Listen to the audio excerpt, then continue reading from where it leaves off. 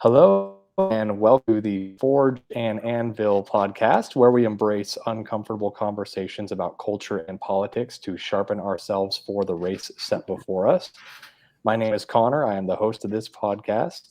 And joining me today, as always, are my two good friends, Zach and Michael. I'll let them introduce themselves in a moment. But first, if you are not already a member, if you'd like to support the show and get some additional members only content, go to our locals account, which is forgeandanvil.locals.com.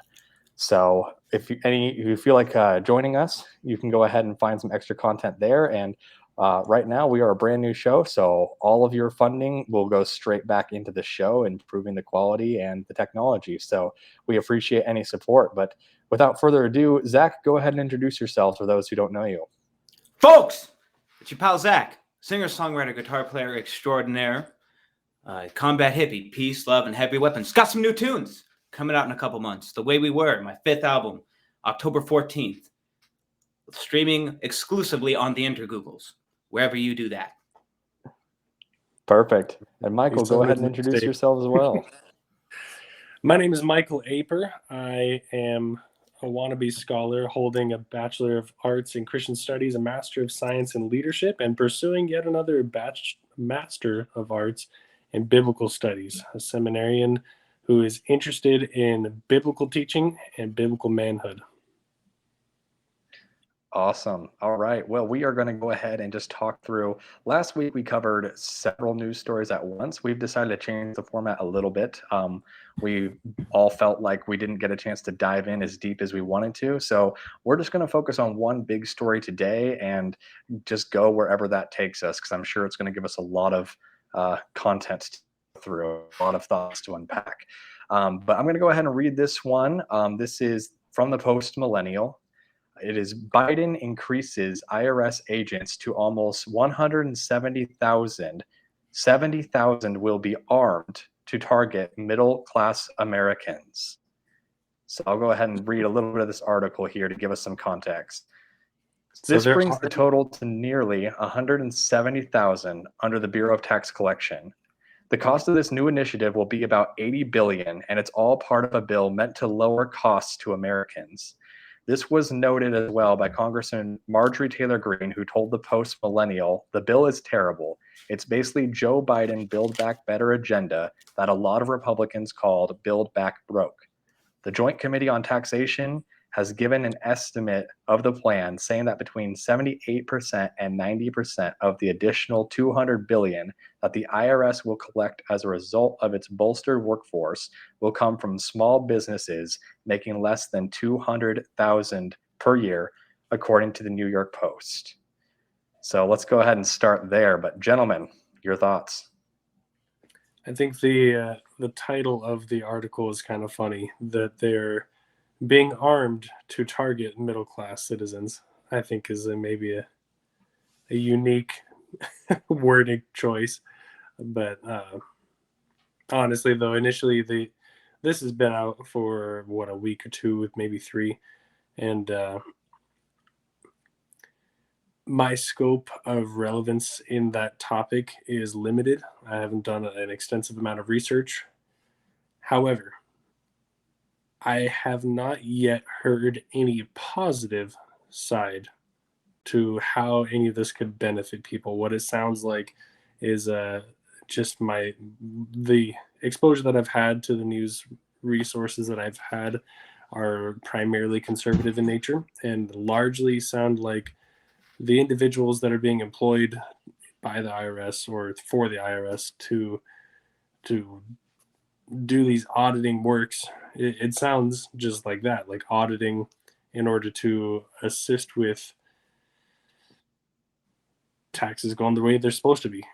That's what the Internal Revenue System's kind of primarily about. So it sounds to me like it's going to end up being a detriment to the middle class, because usually people who make a huge amount of money pay someone a lot of money to make sure that they're legal tax-wise. Maybe I'm speaking out of turn in that, but I don't know. I'd be curious to know what the actual benefit that is being pursued is, because I maybe I'm just ignorant. I'm not aware of what the good side of this is. I mean, yeah, I hate to be the downer, but there's not really a good side to this. Just no matter how you unpack it, like it's the IRS like basically shouldn't exist. There's no constitutional authority for the IRS to exist. And I think a lot of people just kind of think of them. I think until recently, until this news came out, I think there's this, in my view, flawed misconception of the IRS as just a bunch of essentially nerds pushing paper, and maybe, every once in a while you get audited, right? And that's just saying, hey, you paid you haven't paid the appropriate amount of taxes, things like that.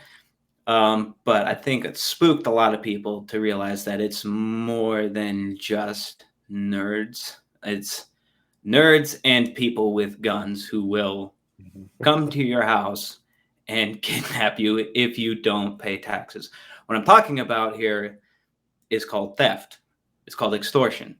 It's what the mafia did, exactly this type of thing in New York in like the 1940s until the FBI got created. And that's a whole different story. It's hard for me to kind of even like, other than, unless there's a lot more people committing tax fraud, right? I mean, I guess I'm just looking at this more objectively now. If there's a lot more people, if there's a lot of people in the middle class committing tax fraud, I'd like to know about it.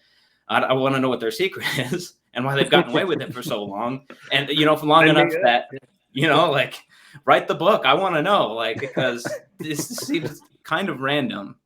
And yeah, just more people's money being extorted from them. Hard to see that as a good thing. So, Michael, you said that you had some limited experience in terms of, knowing too much about this story as it developed. But you mentioned the title seemed a little bit like inflammatory. But were you aware that the armed statement was not hyperbole? I'm very aware of that. The part that I was commenting on is that they're armed and targeting middle class. Sounds a little bit like they're targeting the middle class, which of course I think is in itself imagery that's drawn just in the way that article is written. Ideally, sure. Hopefully they're not using, I mean, the fact that they have firearms is in itself a forceful authority, and I think an unmitigated one at that, but it seems contradictory. That's why I ask, like, what's the upside if you're a staunch Joe Biden supporter, which I know there are very few of in general, but like, what is the other side of the aisle, if there is one, saying like, oh, this is a good idea? Is there anyone? I suppose the individuals that are now employed by the IRS, I suppose that's good for them. But really, this Build Back Better, Green New Deal, whatever pseudo-socialist agenda you want to buy into being a thing, is it's concerning because of the economic implications. And this is something we even touched on with the financial aid situation, meaning school aid, federal student aid for education purposes. But in this regard, it's kind of like, okay, so like, I imagine them sitting around the Oval Office twiddling their thumbs saying, how are we going to make more money to take care of this crippling debt and make us look better in the polls or whatever, who knows? And then why don't we sign up a bunch of people to get more money from working citizens? That's the feeling I get from this. But again, I'm uneducated. I'm not properly in the know of what the motivations are. So that's why I even pose the question, like, what's the good side? Because I think it's clear that we don't think that there is a good side, but someone must think that there's a good side. So right, otherwise it wouldn't have gotten put forward. Yeah, exactly. I mean, if I were to like make a guess, right? A very educated guess, let's say, because I know some of these people, and I know how, at least with you know, I don't know maybe the crazy people, but normal people on the left, I know kind of how they think, and what they're most likely looking at this. That the positive side of it is that this type of, because really what taxation is what it's hard for people to kind of wrap their head around it, but it is wealth redistribution. They're seeing that as this money being collected by people who presumably make more than poor people, and it's going to be used to help them. So it's going to be used to do things like universal healthcare, or just help fund healthcare, make it not the disaster it is. So that's I guess the psychology behind that is their mindset is like, this money is being collected for good things like that. But the reality is like, who are you to, because you feel like you think people should be people should be taken care of, but who are you to point essentially 70,000 guns at people who are struggling just as much as you are to fund things like that don't really have a noticeable impact, and just because the way our system is set up won't actually help those people, right? Like, a lot of the times that these tax dollars don't go to those things. They go to things like corporate bailouts, or war and things like that, or to PACs and things like that. So, I mean, if you follow the money, as people like to say, I still like, I can get behind the thinking of like, this is for a good, even though I disagree with that, I can understand the logic behind it. Like, it makes sense. But like, when you follow it, you know, when it runs its course, there's nothing really to show for it. Like, those people, healthcare still sucks. And the entire perspective of like, tax the rich, screw rich people, you know, that this doesn't seem to follow that agenda, because the individuals that are in that higher bracket, the top whatever percent that people want to be taxed into oblivion, will be largely unaffected because they have the safeguards necessary in place to protect themselves from the IRS. So yeah, those people have the money to actually leave. Like, being exactly. a libertarian, I hear all the time, well, if you don't like it, move to Somalia. And I was like, yeah, but like, Somalia sucked to begin with, and it got even worse after the US was involved. So like, I'm not going there. Like, but like, yeah, those billionaires, they can actually move places where like they might be more welcoming actually of that kind of money.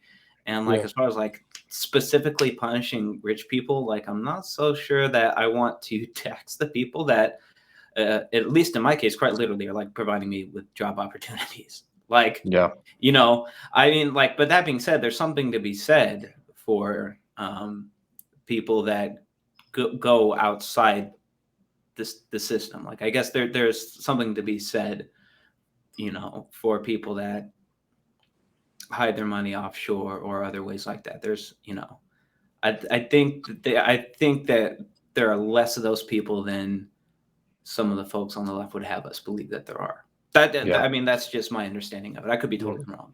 There could be a lot of people hiding money, but yeah, I think there's a lot of demonization of the rich, and for that reason, I think that the left really plays that game of trying to exaggerate how many rich people there are that are constantly evading taxes. And like Zach said, you do have to realize that there are rich people that are evading taxes, if you want to call it that. I would Because evade the taxes reality if I is, was rich. Like, well, right. I mean, the reality like, is, I'm like just Zach said earlier, the middle class is not the people that are evading taxes. It's the wealthy that can actually put their money into things that are not taxable. And I don't have an issue with that for the exact same reason that Zach said, of usually these guys are the ones that are actually creating the jobs that employ me. You know, so I don't have an issue with rich people, you know, holding their taxes in, or holding their assets in, you know, in non-taxable areas. But to go back to something that Michael said about he doesn't know how they would be possibly, he doesn't know how someone would be able to justify this bill. And unfortunately, I think the main play that they are doing, and we've kind of mentioned it earlier, is the fact that they snuck in a lot of different um, green policy into this bill. There was a lot of different things that had to do with environmentalism that they put into this bill.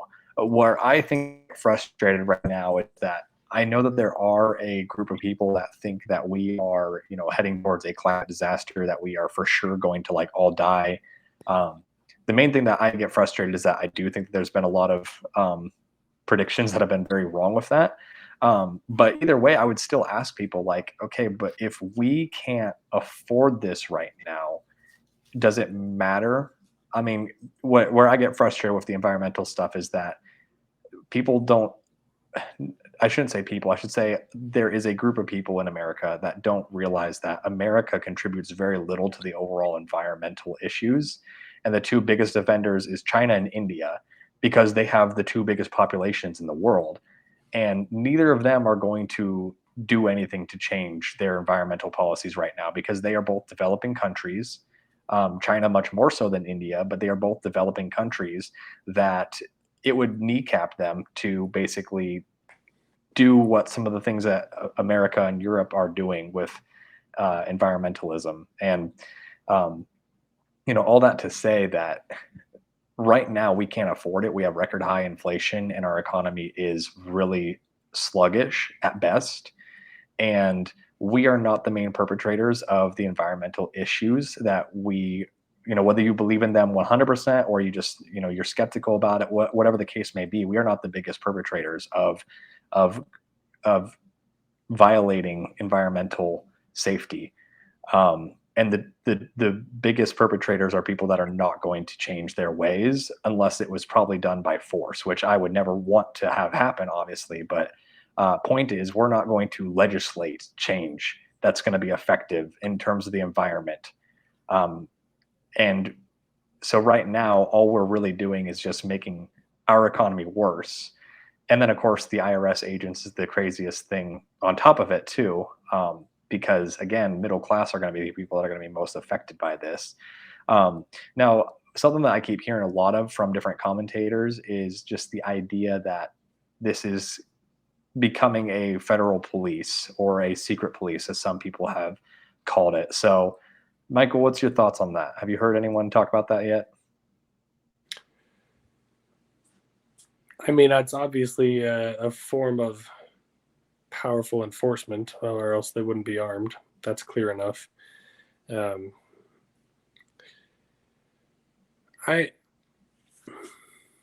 I've got a lot of things churning in my mind about this, and if I may just kind of take it in that direction for a moment, if I can peel back a layer on this issue, it seems like in general there's a conflict of interest between the ethical obligations of citizens and the perceived ethical obligation of the governance that would enforce those ethics. And that has to do with the the green policies, in addition to welfare, in addition to, like Zach was mentioning earlier, the different ways that our community can be bettered by increased taxation. It's wonderful in theory. Wonderful things to have better medical care, better educational services for public schooling systems, in theory, to have better better practices for the impact that we can have on the world, not just the world of people, but the earth itself, and the sustainable and renewable resources, and moving towards that direction is all, in theory, very good things. What I'm seeing as a trend, even in this conversation and in the policies that are being put forward, and to your point, secret policing in a sense, is that the American people are being strong-armed into ethical policies that they themselves are not willing to sacrifice for. Mm. Where I believe that that's an issue, and from a biblical Christian perspective, I don't think that the government should be able to enforce ethical practices to that level. But I also believe that it's a citizen's responsibility to become engaged in those practices as well. What we see in so many areas of, like, let's take just public schooling, for example, taxpayer dollars going to public schooling, teachers specifically in the state of Arizona, which actually none of us live anymore, but a few of us have lived. There are numerous states where teachers are severely underpaid, understaffed, are not given the resources necessary. And that's a problem. But the solution to that problem should not be increased taxation. The solution to that problem should be increased participation by parents and by the community at large to support those local education systems. Similarly, I mean, we could go on a whole rabbit trail about medical care. The medical insurance is fraudulent on unbelievable rates, and we won't go into that. But when it comes to green ideologies of promoting benefits to the earth, we've had the doctrine of Earth Day and going green, recycling. All of this has been forced down the American throats for a while, and because there's not being much of a global change, the American people are now paying for it, is what it seems like. That's the impression that's given through bills like this. And by implementing now armed individuals for that agenda, whether it's for that agenda directly or not, it kind of puts the American people in a position of more subjugated power and more inability to choose the ethical practices that we employ in our lives. And I think if individuals were educated properly on the available resources, on the methods by which we can be participating, I know my wife and I, we choose as much as possible to participate in good practices to reduce waste and to benefit the community and benefit the environment, even if it's silly stuff like using reusable bags for grocery runs. That's a very simple and easy thing, and it's shocking to me how few people do that. While on the other side of the spectrum, we're now being strong-armed into complying with these green policies that it seems that the public in general are uneducated about, or if they're educated, they're apathetic about. And the impression that I get with the policies behind more radical liberal agendas with these green ideologies is that individuals should not be given the choice, since they've neglected to act upon that choice, and now they're being forced into compliance on a lot of these issues. That's what's concerning to me as a large blanket for a variety of areas concerning welfare, healthcare, and green policies. So that, I know that's not even an answer to the question that you had, but this is what I'm wrestling with in my mind, is that it seems like a conflict between what the American people could do if they were motivated to act in an ethical way versus what they're being forced to do. And oftentimes, and this is, if we're buying into this false dichotomy of a bipartisan governance, it becomes this echoing chamber where, because liberals want things to be green, then the conservatives are going to dig their heels in. And if conservatives want to have practices to build jobs, then the liberals are going to have a big issue about big companies making a lot of money. It's a false dichotomy. It's a narrative that's promoted by media. And what concerns me about that is that we are lacking the ability to think properly through these issues. And it should be a compelling force of the citizens, specifically Christian citizens, to desire to serve each other, to serve the community in acting those welfare resources without having to be forced to, without having to be taking money out of our pockets from each paycheck in order to do those things. Yeah. Yeah. Yeah. Well, so if I can help Michael with some of those things, because you mentioned a couple of things that I wanted to touch on, and hopefully this might clear up some of the confusion that you might be experiencing with that.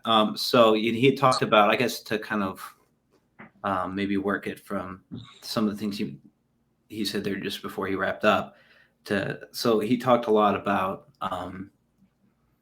ethics and us as Christians and people having a responsibility to make ethical decisions. Like that's correct. I don't think any of us are in disagreement with that.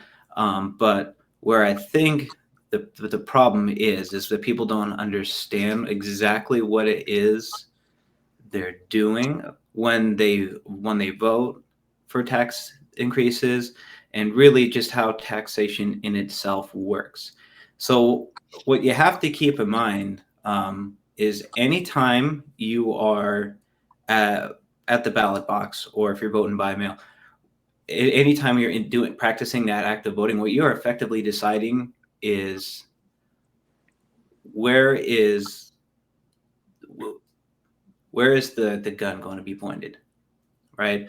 Are we going to point it at the rich people? Are we going to point it at the middle class? Like this, seemingly, it's hard to interpret it any other way than hiring all these people and then arming them to go after them. It's hard to look at it any other way. That's effectively what you're doing. Is what a government is a monopoly on violence. So you're basically deciding Elon Musk. who. Well, no, that's an old idea. That goes back. I know. Yeah, but he's but probably the it's most true. big name person that said that recently. I think that was an interesting take. Yeah, well, I mean, it's true. That's how it operates, and that's why the whole democratic process is very frightening to me, because I mean, like like the philosophical idea that we all have an obligation to help, and we have a responsibility to the planet and things like that is true. But what is super inappropriate is, even if you do it under the democratically, right? People throw that in front of things to make scary things sound less scary, but like if like 7 of my friends decide that you 2 guys have to fund tires for my car, like that's still, even though we did it democratically, we all gave our opinion on it, like it's still we still decided to take money from you guys. That is, you're entitled to the fruits of your labor. So I think I would rather see it be more done voluntarily. And that's kind of something that Michael hinted on there, was, doing the best you can to educate yourself on these issues. I mean, with climate, it's super hard to keep track of. It's an issue, quite honestly, I've struggled with forever, basically since high school. But there are just the little things that you can do, like using reusable bags at the grocery store, and not using as much water or as much electricity as you normally would. Just things like that you can do, or buying hybrid cars if you are, financially able to do that. But nobody should ever be pressured, in any form well, I take that back. Maybe certainly they should not be pressured with violence, through taxation or other means to make those changes. Yeah. And, I think to also address what Michael said about the false dichotomy, I think we have already shown throughout this conversation that is a false dichotomy, because Zach would consider himself to be, I mean, if you were to put us on the scale, we're probably all somewhere towards the middle. I'm so radical in terms of what we actually believe policy wise, with the exception maybe Zach's anarchist views. but even that comes from a place of having a really moderate opinion of like, hey, I'm just scared that someone's going to screw something up, so let's just maybe all calm down a moment here, right? But all that to say, I know Michael would probably consider himself to be at least right leaning, and I would probably consider myself to be right leaning as well. And Michael's talking about how him and his wife have intentional practices to do things like reuse, like use reusable grocery bags. I myself have got a hybrid car, and my wife and I try to use reusable bags as well. We we do things all the time where we use reusable items as opposed like we have baby wipes that are not just a throwaway baby wipe. We have reusable ones that we wash, things like that. And so if we were to believe the dichotomy, Michael and I believe in, if the dichotomy was true, Michael and I just believe in sludging up the whole earth if we can make a buck, if the dichotomy was anything correct, because we're on the right. Whereas, Zach is the one that is the tree hugger that is chaining himself to a tree and refusing to work for a living. Like that's just, so thinking about the dichotomies, it's really important that we do have these discussions, which is the point of this podcast. None of us are very, none of us are super strongly opinionated in regards to being unwilling to listen to the other side. We might have our strong opinions, but I think all of us are willing to entertain the other way of thinking. But at the same time, we live in a really polarized political climate that would have you believe that any side is, whoever is the other is the person that you need to be focusing your anger on. And we need to just get back to having open conversations again. I think that this is, that is partially what this podcast is for. And I think that there are people that are maybe not too far gone, like permanently, but I think temporarily there are people that have been radicalized on both sides, that it will take a long time for them to come back to the middle. But our hope is that we can turn down the temperature as a whole as we talk through these issues. That's not to say I don't think that certain platforms are completely wrong. I have my strong opinions about some of the left wing that I think is completely wrong, but I have them about the right too, and we will continue to unpack those as we go throughout, the show here. But I did want to get back to the idea of the IRS. I have seen several videos. I don't know if you guys have seen them circulating of them actually training for using force, arresting people, having guns drawn. There have been several IRS training videos that have been showing up. So the idea of them being armed is a real thing. And so, this has caused a lot of people to want to abolish the IRS. And then, of course, there are other people who say the same thing about the FBI for several reasons. There was the Gretchen Whitmer plot, which, if you don't know the quick story of the Gretchen Whitmer plot, is Gretchen Whitmer is the governor of Michigan. And there was a right-wing group that was plotting to kidnap her. Well, it turns out, I believe it was 12 out of like 30 of the guys that were involved were FBI agents that were doing entrapment. That was proven in court. Then, of course, there's questions around their involvement of the FBI in other political events. Then there's the recent raid of Trump's Mar-a-Lago home by the FBI. So I guess the question to entertain here is, and we'll start with you, Zach. If we abolish the IRS and the FBI, give us just a quick idea of what you think the replacement would be, if there should be one. And go ahead and make it quick, and we'll go to Michael too, because I'd like you guys to both answer this one. Sure. In short, there's this idea, this very hip idea called spontaneous order. It's the idea that things more or less will actually sort themselves out if you either A, leave people alone, or B, encourage them to do so. And how would you fund things? Well, voluntarily. I mean, we've all just talked about ways that we can do that ourselves as individuals. But I mean, if you really are concerned about the environment, what I would strongly recommend you do, and this is well within your right, just from a natural rights perspective and constitutionally, if we want to look at it that way as well, is you two guys want to protect the environment, and I might disagree with you guys. Well, you two absolutely have the right to go find as many people that agree with you as possible, and then all throw some dough into it. And I would say you even have the moral obligation to do that. What you don't have the moral obligation or authority to do is go get 10 of your friends and come beat me up until I give you money, or threaten me at the very least.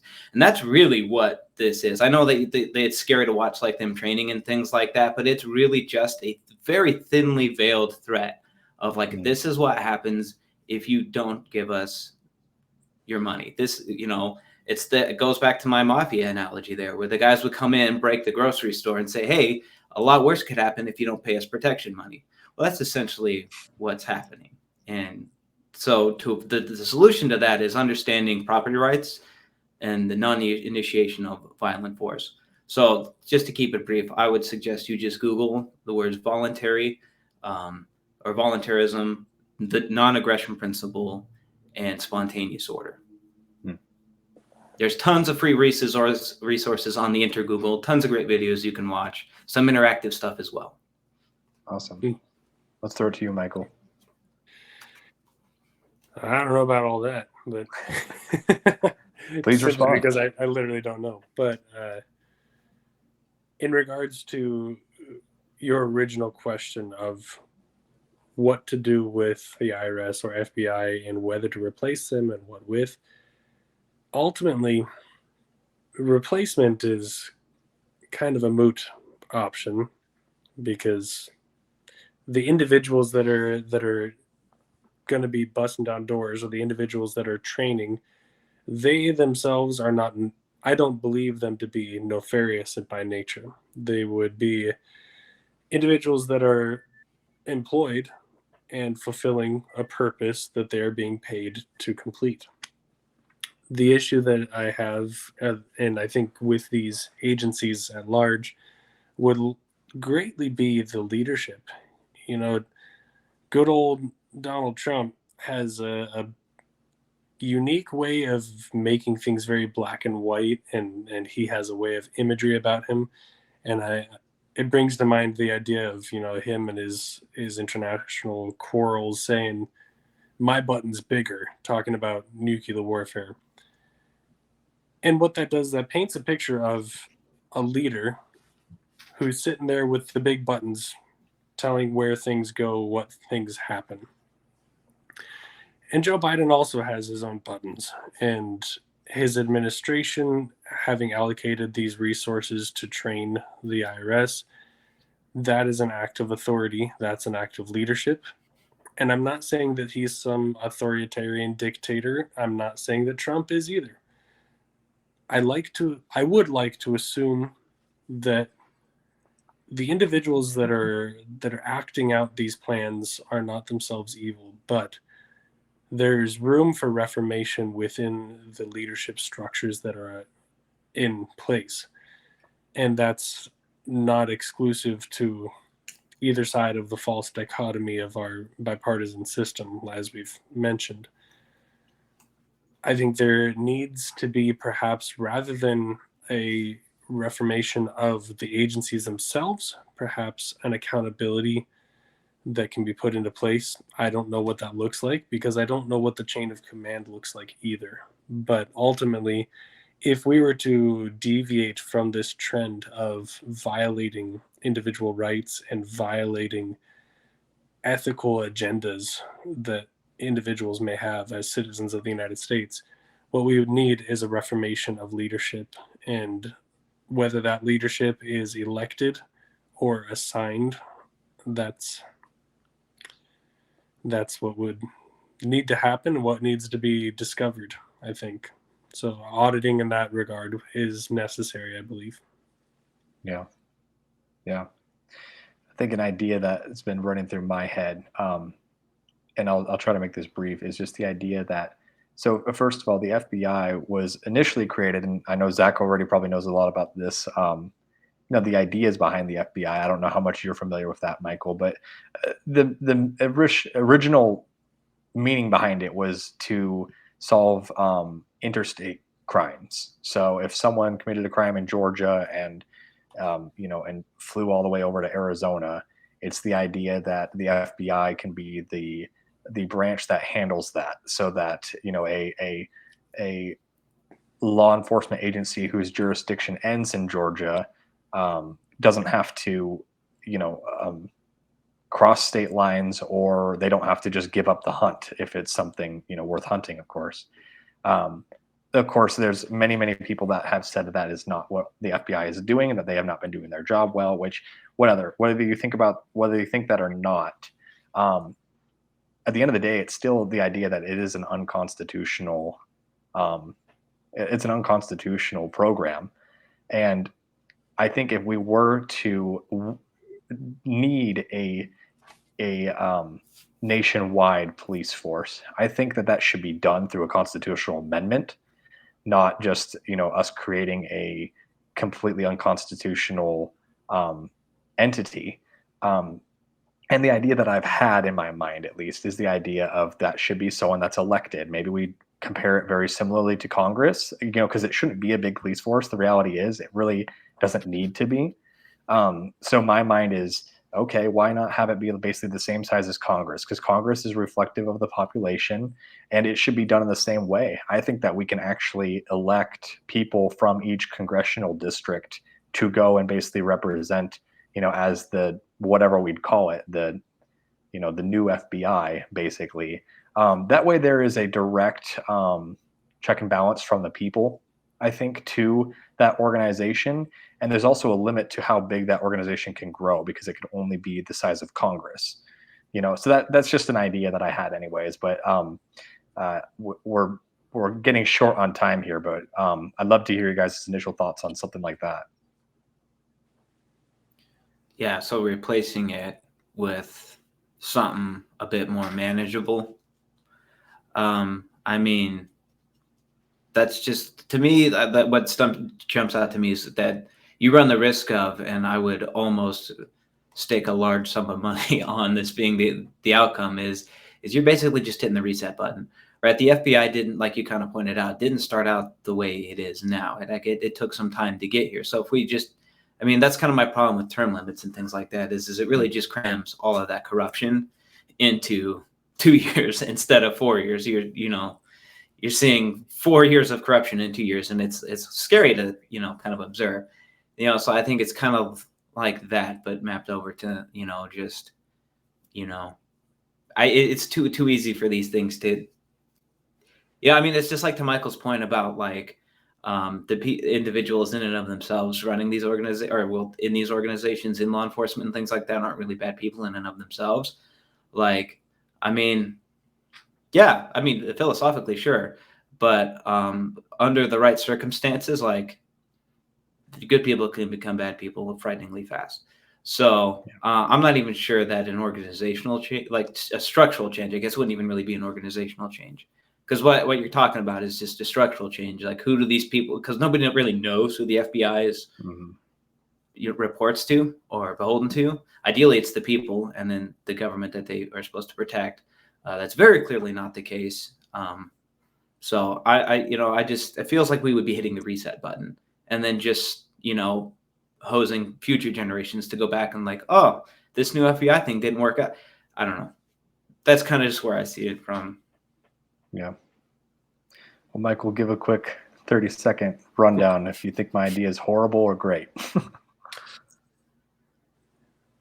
I agree with Zach in the sense that there's a inevitable attrition that takes place where it's an evolution of thoughts. So whether that evolution is trending in a positive or authoritarian direction is a decision that is made by all participants. And Zach is exactly right that the individuals can become evil by the evil acts that they are forced to do, because it, just like any job, any initiative that's being given, there's individual responsibility as well. And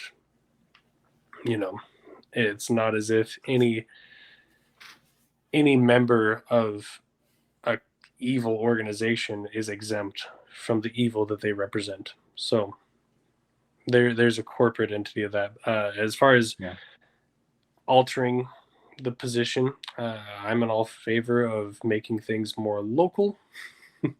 Localizing government is a good thing because the interests of the individuals can be heard for what it's worth. I don't know where that puts us as far as the FBI, but I'll cap it off there. Awesome. Well, we will end on that note. But if you are not already a member of the Forge and Anvil Locals account, please go ahead and do so. I put the link up on the screen, forgeandanvil.locals.com. Be sure to join there for additional content. We are going to record a members only segment here where we are actually going to unpack something that Zach brought up at the very end of the week, the idea that he is a never Trumper and he's not planning on voting again. So if you want to see that exciting conversation, you will have to become a member at forgeandanvil.locals.com. And we hope you have a great night. Thanks so much for watching.